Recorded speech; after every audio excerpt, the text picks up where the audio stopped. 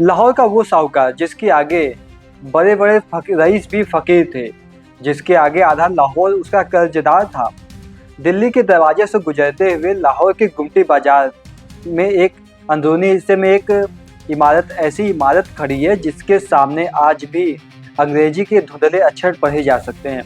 B, फिर कुछ टूटे हुए अक्षर, और फिर के। ये नाम था बुलाकी मल एंड सन बेकर्स लाहौर। लेकिन इतिहास में ये शख्सियत एक और नाम से मशहूर हुई, बुलाकी शाह। लाहौर का सबसे बड़ा और ताकतवर साहूकार। इतिहासकार इश्तिहाक अहमद अपनी किताब में लिखते हैं, उस दौर के पंजाब का हर तकबा किसी न किसी साहूकार का कर्जदार था, लेकिन बुलाकी शाह उन सब में सबसे अलग थे। वो सिर्फ पैसे उधार नहीं देते थे, वो इज्जत से कर्ज देते थे। महिलाओं के लिए अलग जगह, उनकी ज़रूरतों को सम्मान से सुनना, लेकिन साथ ही उनका नाम सुनकर बड़े बड़े जमींदारों के पसीने छूट जाते थे। मिटता हुआ लाहौर में एक किस्सा है हाफिज मेराजुद्दीन का।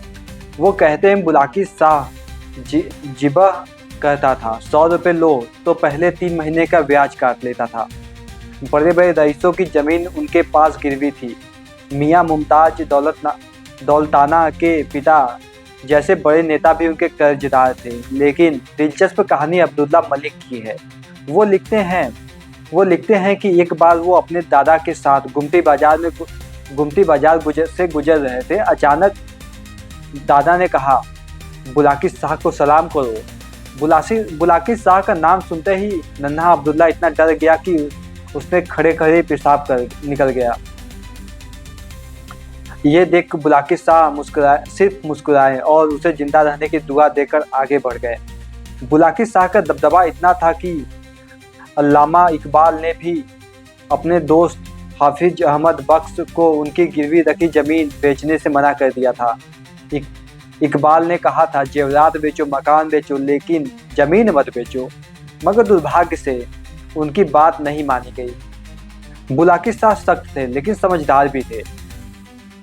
कहानी है कि उनके बेटे ने तभी बाजार जाना शुरू किया तो बुलाकी शाह एक रात खुद भी वहां पहुंच गए। बेटा जितना पैसा लुटाता, बाप उससे दुगना लुटाता। आखिरकार दोनों को खाली हाथ लौटते। इस सबक के बाद बेटे ने वहां जाना छोड़ दिया। यहाँ तक कि तभी बाजार के लोगों का एक प्रतिनिधि मंडल उनके पास पैसे लौटाने और बेटे को वापस बुलाने की गुहार लेकर पहुंचा।